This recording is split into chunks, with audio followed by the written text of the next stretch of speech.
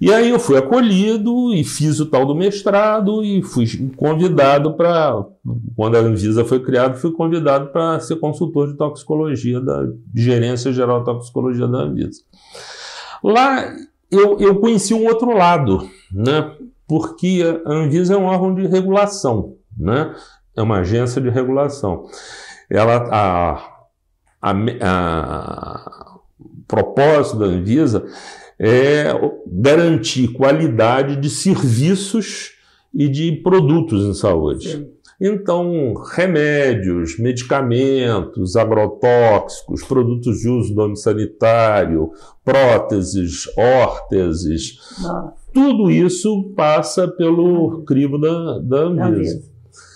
Naquela ocasião, a Anvisa vivia assim uma efervescência muito grande, porque ela era recém-criada, tinha gente do país inteiro, tinha gente de fora chegando, todo mundo queria trabalhar na Anvisa. Então eu aprendi muitas coisas, né? Foi um olhar sobre a medicina de um novo ângulo, né? Então, sobretudo no que diz respeito à terapêutica, né, que é um braço cotidiano do trabalho da gente, né? Sempre de um modo geral, uma consulta termina numa receita, né? Eu comecei a entender como é que funcionava a indústria farmacêutica, eu tive que me aprofundar em farmacologia, eu tive que enriquecimento. Foi um olhar que, com toda certeza, valeu a maluquice de trabalhar daquele jeito. Uma semana lá, 3 aqui, uma lá, que eu vivia na ponte aérea, né, praticamente. Foi muito, muito interessante. Dessas experiências, né, a maior parte delas, eu não sei exatamente qual foi que eu te contei, não me lembro da nossa conversa lá, não. Mas uma coisa que sempre me mostrou muito, que para mim foi muito cara, né? Quando foi promulgada a lei dos genéricos, a gente estava lá. Foi um trabalho assim intensíssimo, né? Junto ao legislativo, para conseguir convencer o pessoal da importância. A indústria farmacêutica fazia pressão de um lado, a academia do outro. Foi um negócio complicado. E quando a lei dos genéricos saiu, foi uma vitória, né? Comemoramos, aquilo foi na festa. Era a sensação de poder contribuir com alguma coisa que ia mudar, né? E isso durou 6 meses, 1 ano, sei lá, mais ou menos, né? Porque pouco tempo depois, essa lei sofreu uma alteração por manobras econômicas, políticas, judiciais, não sei o quê, em que foi suprimido da lei a obrigatoriedade de que a cada lote de produção de um produto genérico fossem feitos testes de bioequivalência que mostrassem que ele tinha exatamente o mesmo perfil de atuação do produto de marca, entendeu? E aí, como isso caiu, sob a alegação de que isso encareceria o remédio e com isso a qualidade do remédio, o propósito do genérico, que era baixar preço, né? não ia se cumprir, a gente viu e vê até hoje, né, uma invasão no mercado de genéricos de produtos que não têm a mesma qualidade de produtos de marca, né? E isso é muito inquietante, né? Porque o farmacêutico, o próprio paciente, vai fazer a escolha por aquilo que é mais econômico e muito frequentemente não tiver a mesma qualidade, a eficácia do produto é diferente, o resultado do tratamento vai ser diferente também. Entendeu? Bom, nós tivemos esse período aí, né, terrível da pandemia do coronavírus, né, que mexeu com a vida, mexeu e continua mexendo, né, com a vida de todo mundo. Eu trabalhava na educação, Celso também, a gente viu que para a educação houve muita interferência, né? Do ensino presencial, o ensino à distância, tudo isso. E na medicina, assim, qual é a sua experiência? O que aconteceu por causa desse coronavírus? Foi um desespero. Um desespero. Porque eu me lembro perfeitamente do momento em que a OMS declarou pandemia, né? Declarou pandemia assim, ó, salve-se quem puder, né? Porque enquanto a doença estava restrita à Ásia, a gente olhava com curiosidade, mas ela estava lá. Né? Bem longe, né? Quando ela chegou à Itália, à Europa, mas especialmente né? à Itália, eu me lembro que era um carnaval, eu tinha ido ao Rio e a Ana e eu estávamos almoçando num bistrô que tem pertinho lá do nosso apartamento, e lá pelas tantas eu fiz uma enquete assim, me dei conta que o único casal não italiano do bistrô éramos nós dois, né? E eu comecei a ficar apavorado, né? Porque afinal de contas a chance de contaminação estava ali em volta, foi a primeira oportunidade, né? Depois a gente viveu aquela história, ela ainda está lá pelo Rio, ela está em São Paulo, ainda era notícia, né? Quando os primeiros casos começaram a chegar aqui na bater região, na nossa porta, né? A gente ainda não sabia nada da doença, né? Então era um tratamento assim empírico. Eu vivi também nessa época um dilema ético, né? Muita gente parou de atender, né? Eu tenho colegas que, até hoje, né, eu tenho um colega de residência, uma pessoa com uma formação muito boa, que falou assim, olha, só faço atendimento via internet e gostou tanto do negócio que até hoje está fazendo isso. Mudou-se para Milão, mora em Milão e tem clínica no Rio de Janeiro, entendeu? Então ele atende o pessoal do Rio, mas está morando em Milão. Então, aconteceram pessoas que conseguiram fazer isso. Eu não consegui, entendeu? Até atendi algumas pessoas que pediram aquele tipo de atendimento, mas eu mantive o atendimento presencial. Todos os dias eu mantive, durante todo o período da doença. Eu tive 3 momentos particularmente difíceis, né? Eu tenho um grande amigo, que foi meu colega de internato, residência, é meu padrinho de casamento, com quem eu converso diariamente, e que é professor de nefrologia da UERJ. Tem a mesma idade que eu, os mesmos 70 anos, deve pesar o dobro tá desse tamanho, é diabético, hipertenso. Tá? E um dia, conversando não sei se por telefone, alguma coisa, ele me disse que ele estava tossindo, que estava ruim da garganta, que estava com um desconforto lá, e eu disse, eu tenho que pensar em Covid, hein, cara. E ele disse, Covid que nada, né? Tadinho. Tá o dia inteiro dentro de um hospital, como não? Lidando com o paciente imunossuprimido, renal crônico, de um modo geral, ou transplantado com imunossuprimido. Você tem que pensar nisso, né? Eu vou ver. Aí, no dia seguinte, eu perguntei para ele, como é que você está? Não, piorei, está ruim, estou tomando antibiótico, não está funcionando. Faz o teste. E quando eu telefonei para saber do resultado do teste, ele já não me atendeu, eu telefonei para a irmã, ele já estava no tubo. Meu Deus. Foram 45 dias de UTI, um desespero danado, né? Porque todos nós a opinar sem saber o que nós estamos... Né? Faz isso, faz aquilo, o que era verdade de manhã não era verdade à tarde, né? O nosso grupo de amigos brigando, não, isso é loucura, não vai fazer isso, não pode fazer isso, não sei o quê. A gente buscando opinião de outras pessoas. Foi um período assim muito complicado. Mas graças a Deus, depois disso ele conseguiu, a duras penas, sobreviver. Esse foi o primeiro caso. O segundo caso foi uma pessoa assim com quem eu convivia. Ele foi meu colega de ginásio, científico, faculdade, república, residência. Quase veio para Cantagalo. Quando eu vim para Cantagalo, eu fiz uma força para ele vir, só não veio porque a noiva não deixou.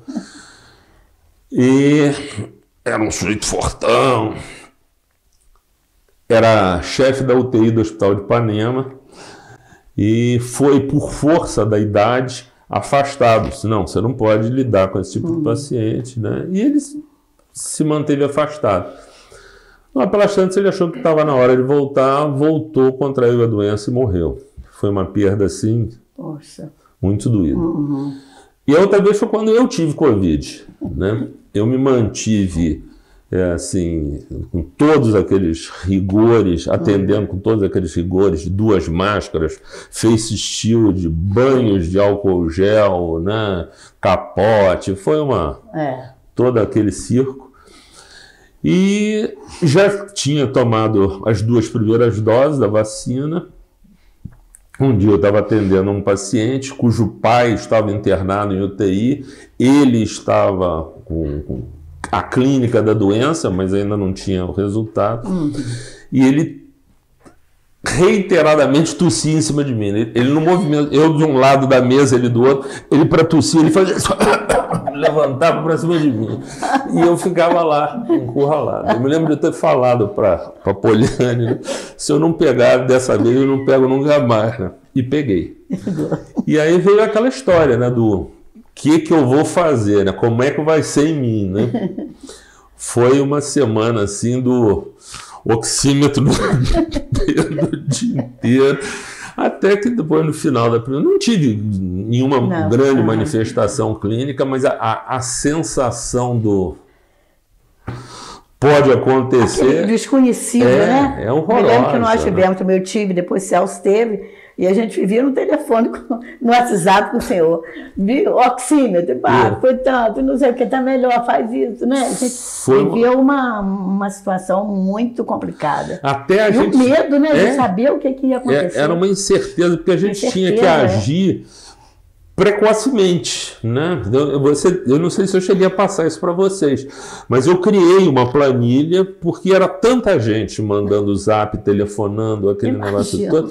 Eu criei uma planilha que eu entregava para o paciente ia preenchendo com temperatura, frequência respiratória, frequência cardíaca, oximetria, sintomas, não sei o quê.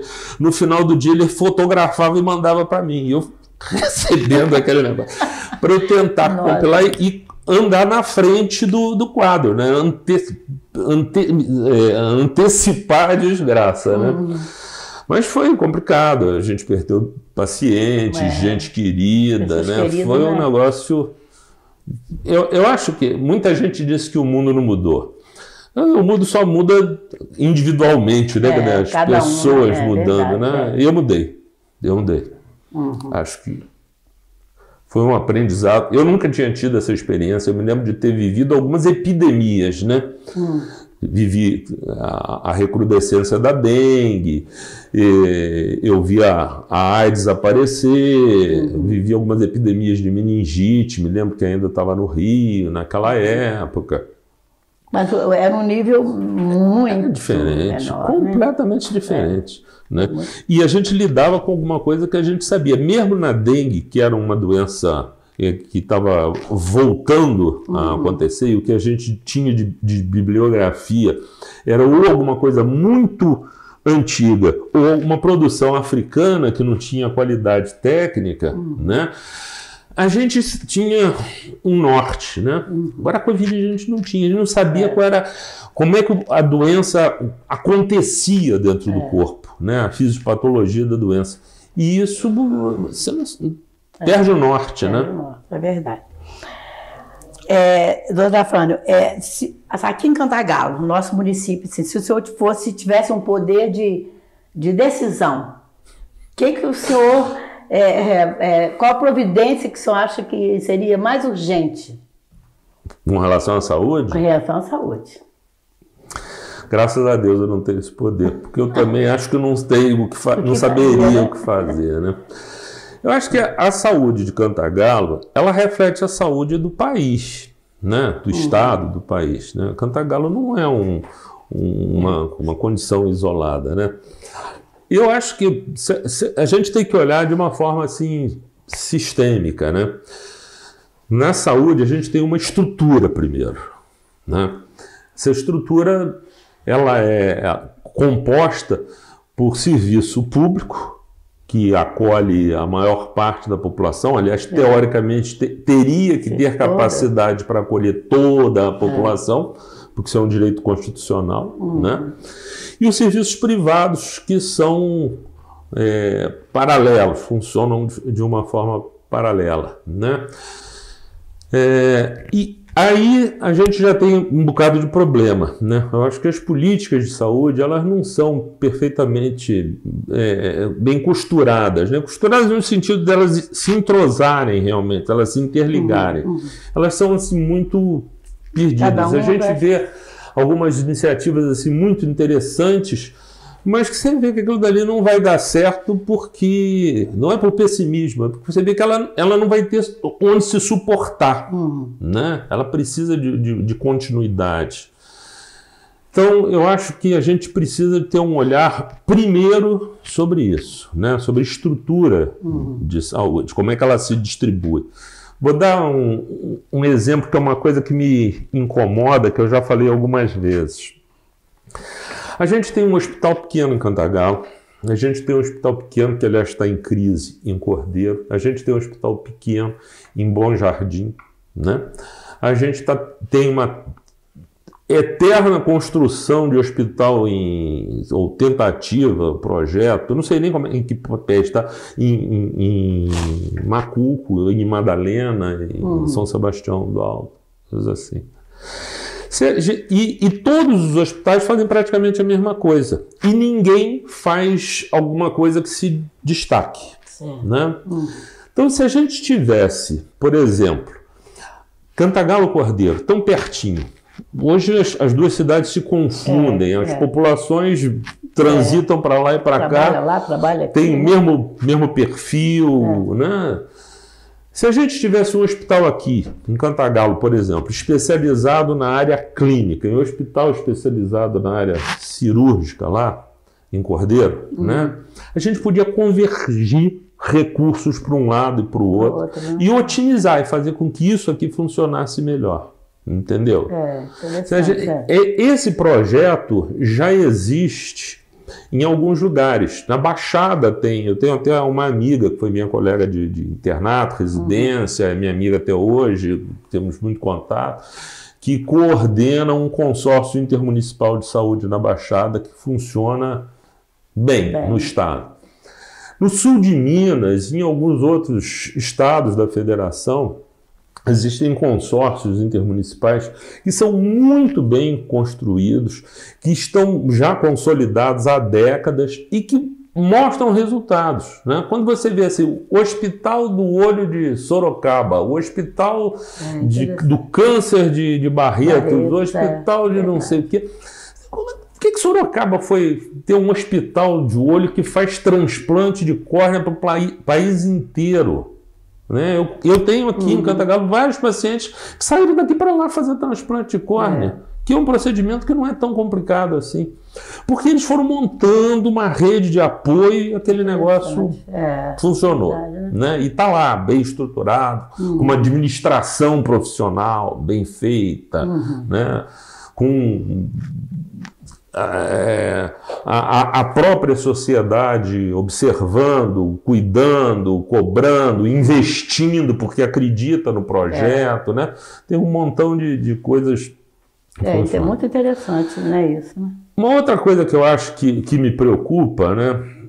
É que esse sistema, ele para funcionar, ele precisa de gente. E aí tem a história da formação. Você é professora, vocês são professores. Né? A gente percebe que a formação dos nossos jovens vem sofrendo uma deterioração, não é isso? Eu fico imaginando o seguinte: meu avô lá, Olavo, se formou No iniciozinho do século XX, na primeira década do século XX, num curso de 6 anos. Os meus tios se formaram nos anos 40, 50, num curso de 6 anos. Eu me formei no final da década de 70, num curso de 6 anos. O Gustavo, meu filho, se forma daqui a 1 ano e meio, 2 anos, num curso de 6 anos. A Juliana, minha neta, se forma daqui a 5 anos, num curso de 6 anos. Olha o volume de informação que a medicina ganhou em 130 anos, praticamente. Toda essa tecnologia que já está usando, né? Cura. Então, o que era um curso de formação passou a ser um curso de informação. Então, né? Umas pinceladas, assim, não é? Muito frequentemente, a gente recebe no consultório pacientes que dizem assim, aliás, hoje aconteceu isso, de manhã no consultório. O paciente chega assim, eu já vi no Google. Aquilo é um impacto, né? Doutor Google funcionando.